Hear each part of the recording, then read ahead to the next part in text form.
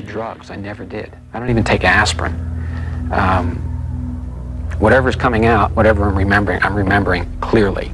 It was very dark, and I saw these 5 little characters, guys, whatever they were. Big heads, big eyes. They were kind of a putty, whitish, grayish color. They were humanoid, 2 legs, 2 arms. They laid me down, and I don't remember having my clothes removed or taking them off, but I didn't have any clothes on. And they did all sorts of experiments to me. When you look into the eyes of these creatures, it changes you forever.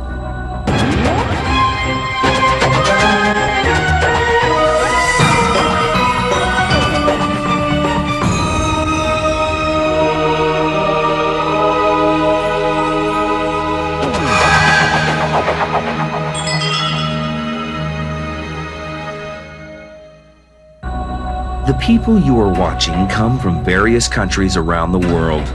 They are of different ages, cultures, religious beliefs, and professions. They all have one thing in common. They believe they've made contact with beings from other worlds. They believe they've had alien encounters.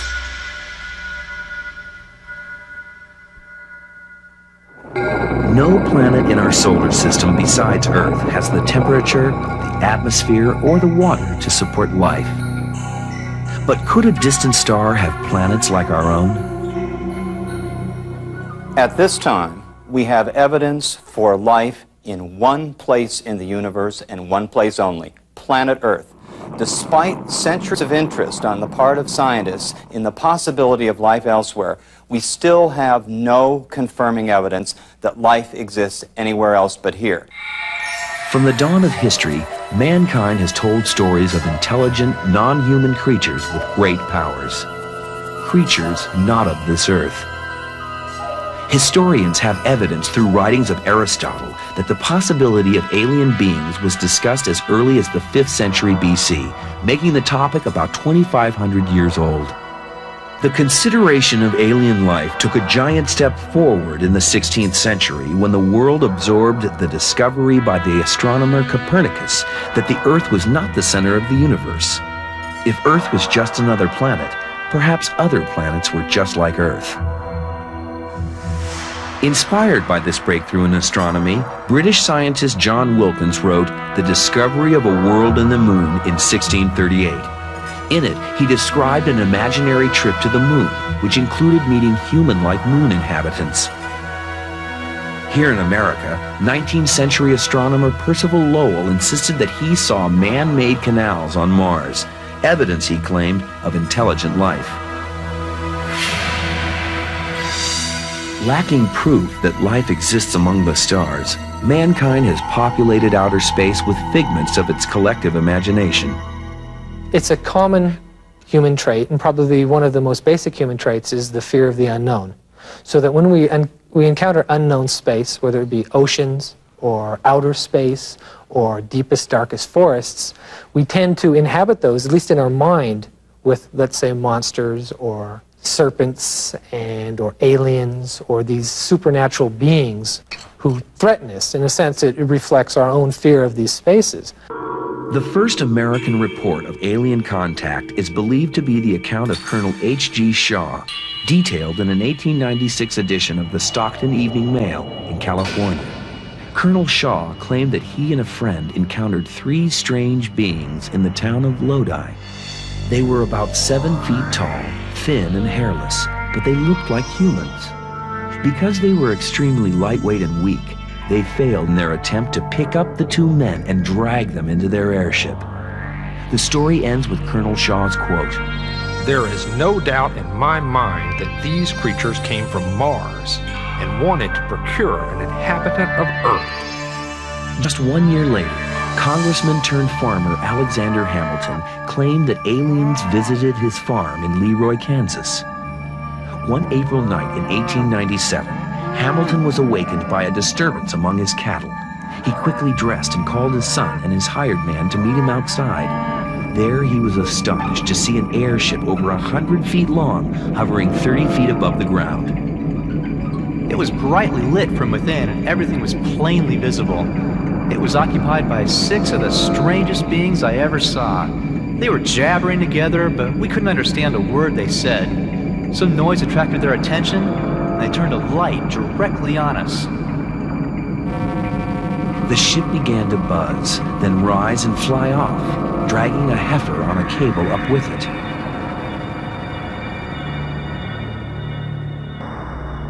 The next day, a neighbor brought Hamilton all that remained of the calf, its head, hide, and legs. Hamilton wrote an affidavit of his experience, which was signed by his son, the hired man, and 11 citizens who swore by his good name.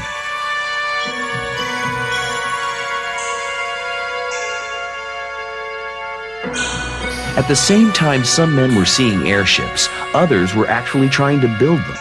Still others were writing fantastic tales of future flight. Jules Verne and H.G. Wells published stories about Martian invasions and undersea adventure, giving birth to a genre later known as science fiction. A good number of the people who believe that they have been abducted have been influenced in some manner by science fiction. I think science fiction gives them the images to work with. I think that they believe sincerely that they have been abducted. But I don't understand why an alien, again, why would an alien come all this distance? Encouraged by breakthroughs in science and flight, scientist Hugo Gernsback started the Amazing Stories series of books in the 1920s to spark youth interest in science. He wrote of trips to distant planets, human space heroes, and evil alien beings.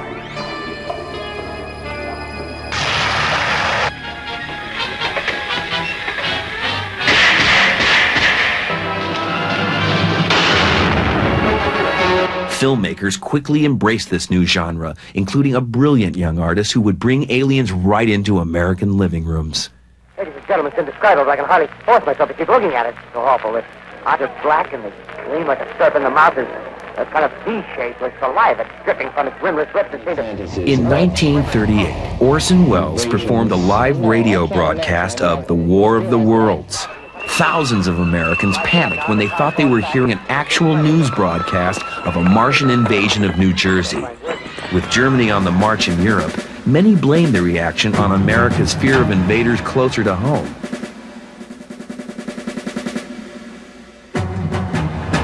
In the years after the War of the Worlds broadcast, some people claimed to have actually seen spaceships and met their inhabitants.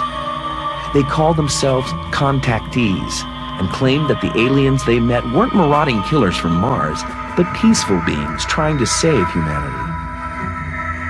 The most public of the contactees was a mystic named George Adamski. He not only claimed to have been visited by beings he called Space Brothers, he said they actually took him aboard their ship. I was taken to the mothership and they were flown around, not too close to the moon, but with instruments. Similar, you might say, except it wasn't a camera, it was regularly sort of a telescopic instruments that we were able to see what was on the moon. In 1952, Adamski showed photographs of scout craft from a Venusian mothership that bore an uncanny resemblance to chicken brooders available by mail order.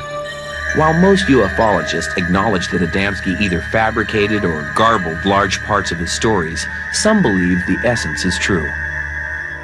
It's my belief that something at the core of the Adamski experience is correct. When we see motion picture film taken in Washington in 1965 and in the southeast of the United States in 1970, and still pictures taken in Italy and England and South America of craft essentially identical to what Adamski was talking about, we're forced to conclude that somewhere at the core of it, he did have some authentic experience.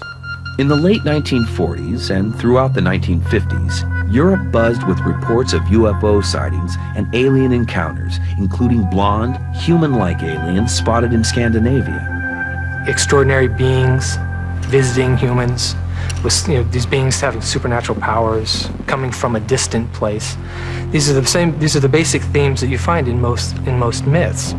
In December 1954, several men from rural areas of Venezuela claimed to have had nighttime encounters with aliens. These aliens were described as small, hairy-clawed monsters who nearly dragged one victim into their spacecraft before he got away. A lot of these experiences we have to consider in the context of hallucinations. Sleep deprivation causes hallucinations. Bad food sometimes. Molds on bread can cause hallucinations. Native American Indians have done that. There's these South American Yanomamo people who snort this powder stuff that sends them off these hallucinogenic flying experiences. These kinds of experiences people have, near-death experiences, the light at the end of the tunnel, the spiraling effect, the alien abduction, floating out of the body experiences, these things can all be replicated quite easily by hallucinogenic drugs that occur naturally in the environment. Although he wouldn't talk about it until the late 1970s, Brazilian Antonio Villas-Boas claimed he was forced into a spacecraft and coerced into sexual intercourse with a beautiful blonde alien female who looked human. Many of the stories of alien encounters describe rounded spacecraft with bright lights, yet three distinctive types of aliens emerge from them. The blondes are tall, attractive, and appear Nordic. The grays have smooth, hairless gray skin and look reptilian. Then there are the small, hairy, violent monsters, mostly reported in South America. We don't know what's out there. We're sure that there's something out there, and so we create entities or beings to fill that space. And then, based on belief in their existence, it's natural then to believe in interaction with those beings. Throughout the 1950s, around the world, contactees spoke of seeing aliens and meeting aliens.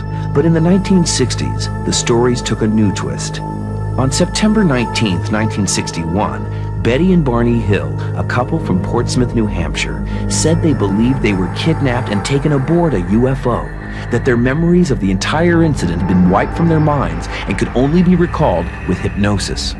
The Hill story became the basis for a best-selling book, Interrupted Journey, published in 1966. Believers maintain that the Hills' account inspired other abductees to come forward. Skeptics believe that their story set in motion a train of false reports. I didn't remember this story until I underwent hypnosis. I saw lights following my car, and they came down out of the sky in back of me, and there was no sound. And it scared me to death. First I thought it was a helicopter or something. It almost looked like it was going to land on my car, and I speeded up. The next thing I remember is my car was literally ripped off the side of the road. I felt like I was going to crash, and it, like a giant hand, reached out and literally pulled my car off to the side of the road. Dr. William Cohn is a psychologist and critic of the use of hypnotism to recover memories. We've known for at least 200 years now that hypnosis is a lousy tool to recover memory.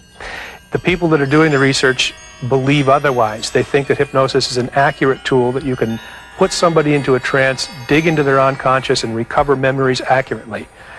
Hundreds and hundreds and hundreds of research studies say otherwise. So that basically you have people that not understanding the tool they're using, misusing it, and perpetrating a myth on the people that they're working with. It seemed really obvious while I was on the table that they were really interested in my nervous system and the mechanics of my body, how I actually worked. I was lying on my stomach, and I could literally feel a flap, like an incision being made, and my back being opened up. I could feel the picking. I don't know whether they were using some sort of a pick or a finger, but I could hear kind of a hard, almost like tapping on wood sort of feeling, and I could feel vibration in my body. There was no pain. It was very obvious that they were poking at my spinal column. I think they were interested in how I worked, just mechanically. But some abductees don't need hypnotism to remember their alien encounter. Colette Peters' memories of her abduction experience began when she was very young. When I was approximately 5 years old, kindergarten age, I had a very unusual experience where I was in my bedroom in the evening after my parents had tucked me into bed, and I had three unusual beings that were about 3 feet tall approach the side of my bed, and the next thing I knew is that I was being raised up out of my bed through a beam of light, going through a closed window, over the trees in my backyard. And I thought it was a really neat experience because I had the sensation of flying, and I was grabbing the leaves and twigs off the tree on my way up at this beam of light. I found myself standing in a circular room on board a craft that was above me in the sky, and I was holding my father's hand, and there were these taller beings that had sort of gray, chalky white skin. They were about 5 feet tall with large slanted black eyes. And I observed my mother on a table where two beings were overlooking her. Colette Peters' tale of her childhood abduction mirrors the vivid experience of many others. In 1983, to verify these stories, ufologists, led by Bud Hopkins, hired a psychologist to conduct 3 standard personality and psychology tests on 9 of the most credible abductees. Dr. Elizabeth Slater was not told until after making her conclusions about the patient's claims of alien abduction. Her findings included a slightly higher incidence of child sexual abuse. Further, the group shared underlying emotional factors, including a degree of identity disturbance, some deficits in interpersonal sphere, and generally mild paranoid phenomena. This study only provided another battleground for skeptics and believers. Skeptics felt this proved that abductees are disturbed individuals who channel their trauma into imagined abductions. Believers concluded that abductees would naturally be more disturbed than the average person. Something happened to me. Psychiatrists know that for a fact. They're more sure of it than I am. What is it that happened to me that was so extraordinary? Just because I can't prove something happened to me, you can't prove that it didn't. I don't have the answer. I'm more frustrated about it than those people are, whoever those people are. It happened to me.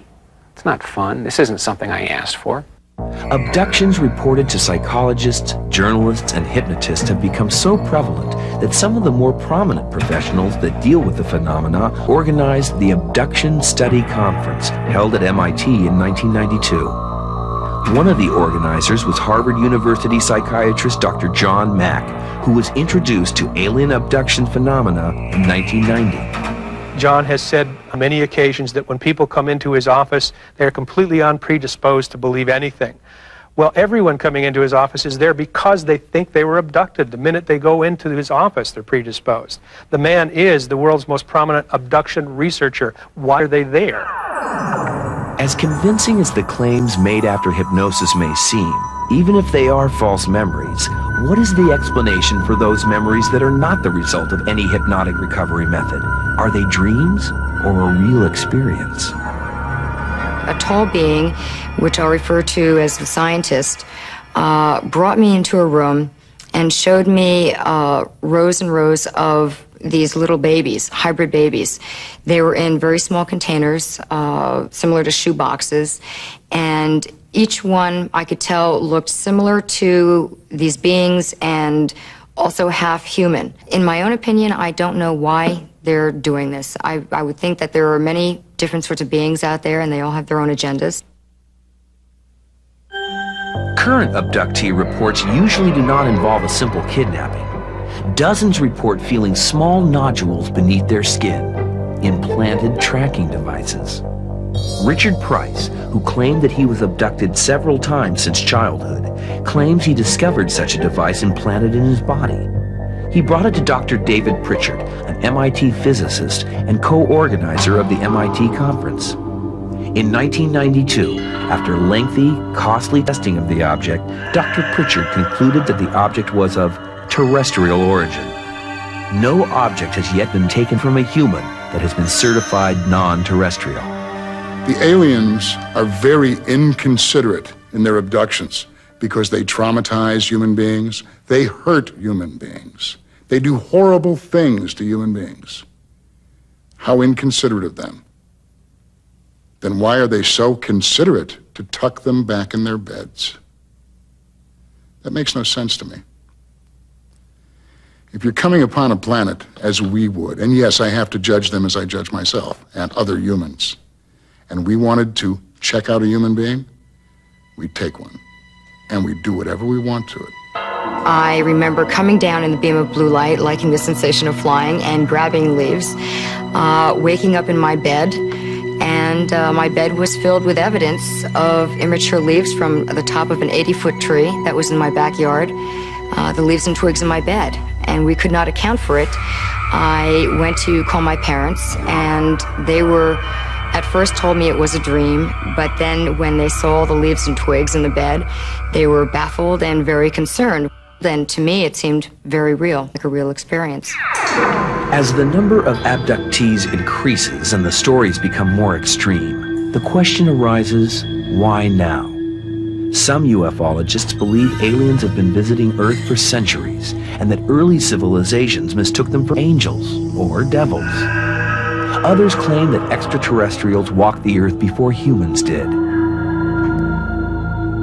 Erich von Daniken's 1971 book, Chariots of the Gods, suggested that ancient pictographs, sculptures, and paintings pointed to visits by extraterrestrials during the early development of humanity. For example, cave drawings in France, South America, and Africa depict men in spacesuit-type attire, including antenna-like spirals on their headgear. Many skeptics believe that so-called witnesses suffer from overactive imaginations, influenced by fictional portrayals of little green men in spacesuits. But what, von Daniken asked, fed the imaginations of ancient people? Where, in ages preceding flight, would they come up with the notion of landing strips? Skeptical historians say that von Daniken and his peers have taken liberties with ancient artwork. But what of the reports from today's abductees? They describe waking up in their bed, eyes open, not being able to move, watching some beings walk in the room. Maybe they feel a weight on their chest or they feel themselves floated out of the room. That's a classic sleep paralysis episode. Hundreds of people throughout history have had that happen to them. I've had it happen to me 4 or 5 times in my life. It's very real, it's very frightening, and we really don't know what it is. But I don't think it's alien abduction. Dr. Michael Shermer is a professor of science and technology at Occidental College in California, a founder of Skeptic magazine.